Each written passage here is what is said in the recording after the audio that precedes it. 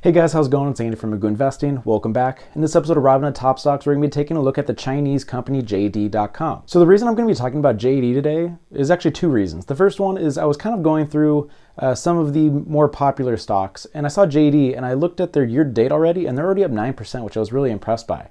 And then I went back and I looked at the history that it's had. I haven't looked at it in a couple of months, but I knew kind of some of the history of how the stock fell and how it has recovered, but I thought it'd be a great time to talk about this. I'm really interested in talking more about Chinese companies going forward. So far I've talked about Alibaba and Luckin Coffee, and I think that now it seems like the United States has kind of turned their focus from China to elsewhere, and so it seems like the trade war is starting to ease a little bit. So I think it might be a good time to start taking a look at these Chinese companies for potential investments. So JD.com is one of the Chinese e-commerce sites, and so they're the second largest when it comes to market share, but they're very far behind Alibaba. I think it was like 40% to 17%. So while Alibaba has a higher percent of the market, they're two very different companies in the way that they operate.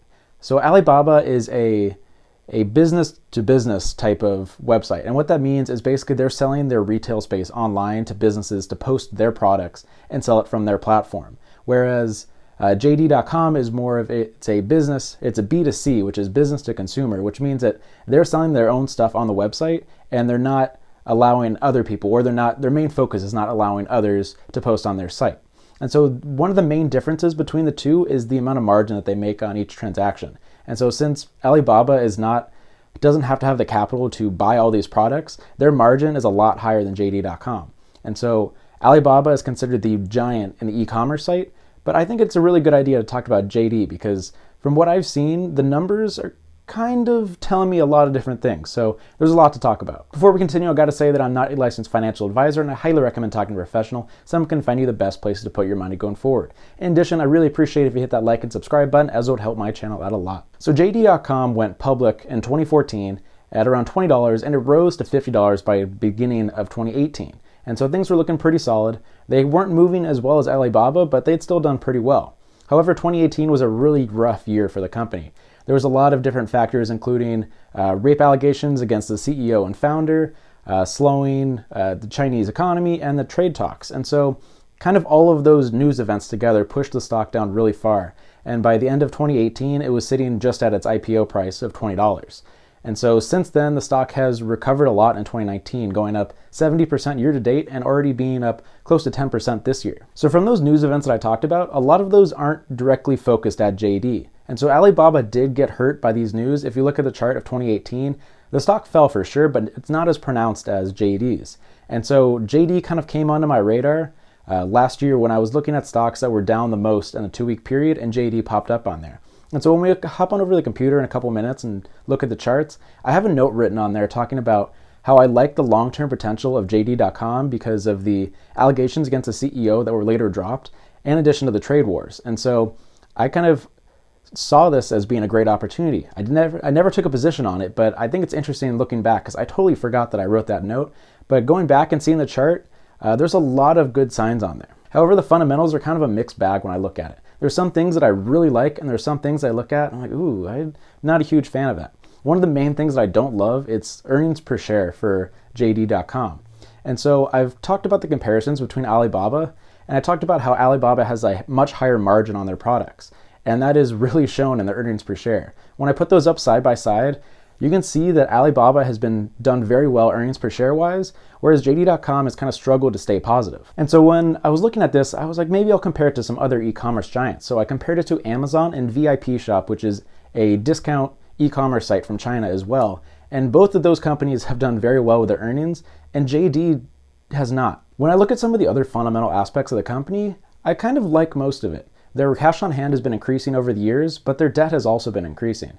But when I look at the reasons for the debt, which includes increasing their warehouses, including their reach, and they have the largest drone fleet so far of any commerce site. And so that's really exciting for a long-term position because they're looking forward already. And so the long-term debt is a result of that, and I don't think it's a deal breaker. The 0.2 debt to equity ratio, I don't think is horrible. Obviously, you'd like debt to be lower, but when they're trying to expand their business, I like that going forward. However, I think the most attractive thing about JD.com is the major companies that they've partnered with. And so when you're considered the younger brother of the e-commerce sites in China, it's nice to have companies that'll kind of support you over the long run. And so when I look at those main three companies, you have Tencent, which is, I'm sorry if I mispronounce that. I'm not great with these Chinese names, but they're one of the main competitors to Alibaba, who has a position in JD.com. You have Walmart, who originally tried to expand into the Chinese market and ended up selling their market share to JD.com and now are a partial owner. And so you have one of the main competitors of Alibaba on your side. You have the largest American retailer, and then they've also recently partnered with Google, who took a $500 million investment in the company. And so that's a great idea because from everything I saw, it means that Google's trying to expand their reach into Southeast Asia. In addition, that has increased their range of being able to sell things. And so when you look at these three massive companies together, all helping JD in their business, I love that. And so now that I've kind of talked about the fundamentals, let's hop on over to the computer and take a look at the charts, see what I see for a 1-year price target, and then we'll compare that to what the analysts have as the 1-year outlook for JD.com. So here we are back on Robinhood today. As you can see, my portfolio has been doing very well today, mainly on the backs of Twitter, Macy's, and Bitcoin had a surprise move yesterday. I'll go in here and show that real fast. Has been doing very well in the past week, up 13%. But today we're talking about JD.com, so let's head on over there and see what Robinhood has to say. So they currently have it as a 69% buy rating. Nice. And 28,000 people owning it, which is not one of the most popular, but I think it's important to compare it to Alibaba. While they don't have the exact same business, being e-commerce giants in China, I think they're worth taking a look at. So as you come down here, no dividend. They have it as 69% buy and 31% hold with 0% sell.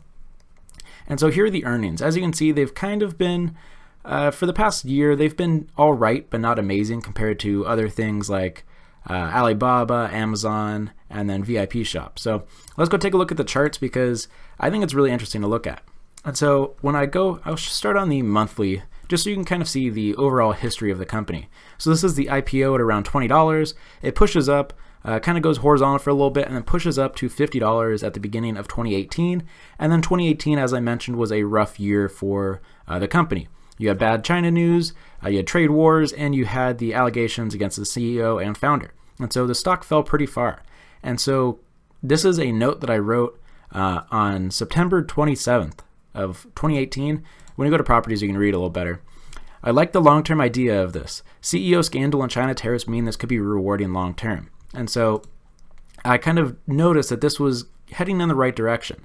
And so for people that kind of poo-poo my technical analysis, saying that it's not really worth it, you could see this from a mile away. I had a alert for down here, and I don't know why it didn't go off. Maybe I set it up too late. Anyway, when you see the bottoms of the candles coming down here, they've all touched very similar spots. Though the $20 mark or the 1950 area is a very solid support. And so I could have seen that coming, did not take a position because I was not super confident overall. But when you go to the 1 year, you can see the fall down to the lows, or this was back in 2016, the push up, and the beginning of 2018, the fall, and then the recovery when trade talks start to ease up a little bit, Chinese market starts to do better, and the allegations against the CEO go away. And so it's come up to a nice area, and it's pushed past some important resistance areas. This was a very solid resistance at the $36 mark. Not only was it part of a gap up, but it's also been a resistance in the past, and then it was able to push up. It's pretty much hanging around there right now, but it's hanging out by the end of the gap up, which is not as important of a resistance from what I see. But when we come to the 5 minute or 5 day, 5 minute, it looks like it's being able to break that. We'll see if it'll hold. But my long-term outlook on this, my price target would be the $45 mark, which I think is a 17% gain, and then the upper end would be a $50 mark. And that's just based off of the previous price movement.